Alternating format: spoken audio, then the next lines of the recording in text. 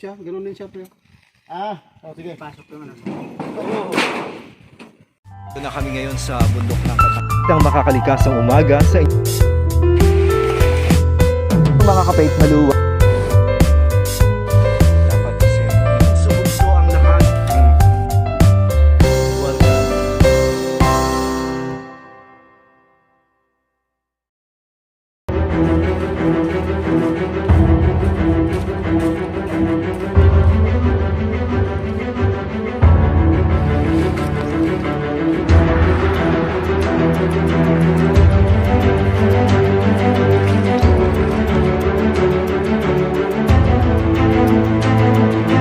Ang makakalikasang umaga sa inyong lahat. Ako si Rodel Dorado, ang Information Officer ng Sanro Taytay, El Nido.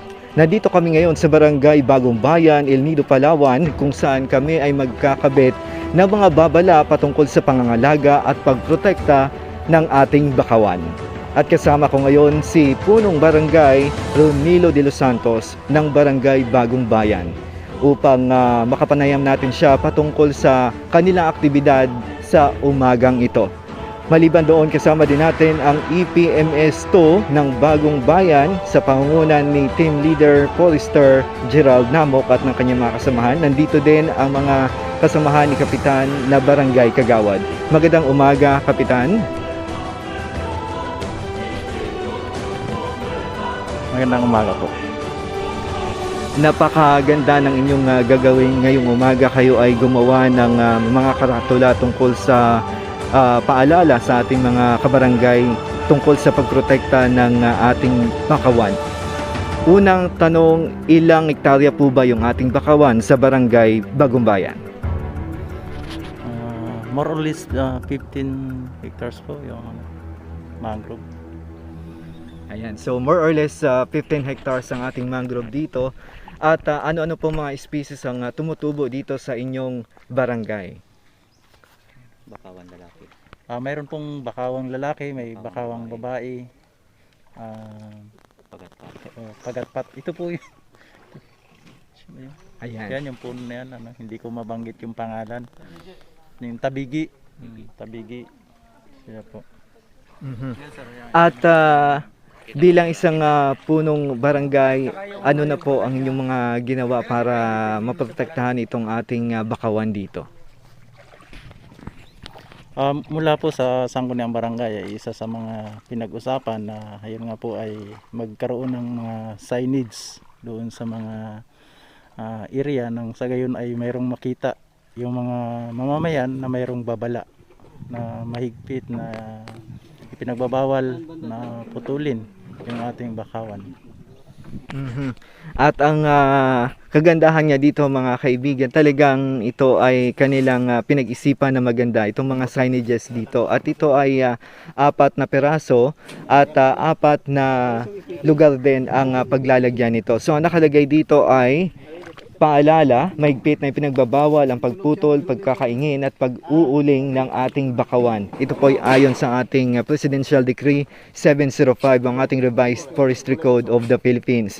At alam nyo ba, mga kaibigan, na ang buong lalawig ng Palawan ay naproklama bilang Mangrove Forest Swamp Reserve noon pang 1981 sa bisa ng Proclamation Number 2151. At ngayon naman ay kausapin natin si Team Leader Gerald Namok. Team Leader, bakit kailangan protektahan ang ating bakawan? Bakit ito mahalaga para sa lahat at bakit kailangan ang bawat isa ay makiisa sa pagprotekta nito? Una po sa lahat, ito po ay trabaho po natin bilang law enforcement o law enforcer sa ating ahensya.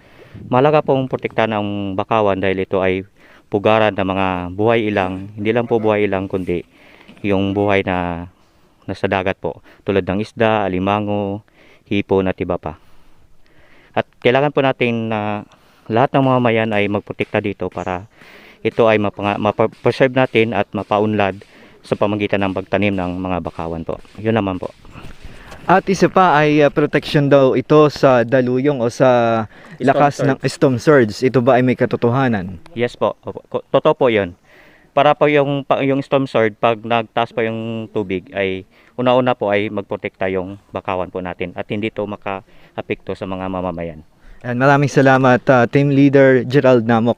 At ngayon ay kuna natin ng mensahe si Punong Barangay Ronilo de los Santos para sa kanyang mga kababayan dito sa Barangay Bagong Bayan, kaugnay pa rin dito sa pagprotekta ng ating mga bakaw. Kami po sa pamahalaan ng Barangay Bagong Bayan, kasama po yung buong opisyalis ay pinapaalala lang po namin sa ating mga mamamayan na kung maaari po ay tulong-tulong po tayong protektahan yung ating bakawan para ito po ay maprotektahan din po yung ating pangkabuhayan. Lang po, salamat. Maraming salamat po Punong Barangay Ronilo de los Santos, at ito po yung kauna-unahan sa pagbungad pa lang ng bagong taon 2021 ay napakagandang simulan ito sa tama, at ang paglalagay ng signages ay napakaganda upang ito ay maging paalala sa ating mga kabarangay at maging sa mga taga ibang barangay din na makadayo dito na kailangan nilang ingatan at irespeto ang ipinapatupad dito na batas sa Barangay Bagong Bayan. So lahat tayo mga kaibigan ay makiisa. Alam naman po natin ang kahalagahan ng bakawan. So tayong lahat, ikaw, ako, tayong lahat, tayo ang kalikasan. Kami sa Barangay Council ng Barangay Bagong Bayan, kasama ang DNR Sendo Taytay, ay nakikisa protekta ng ating kalikasan. Ako, tayong lahat, tayo ang kalikasan.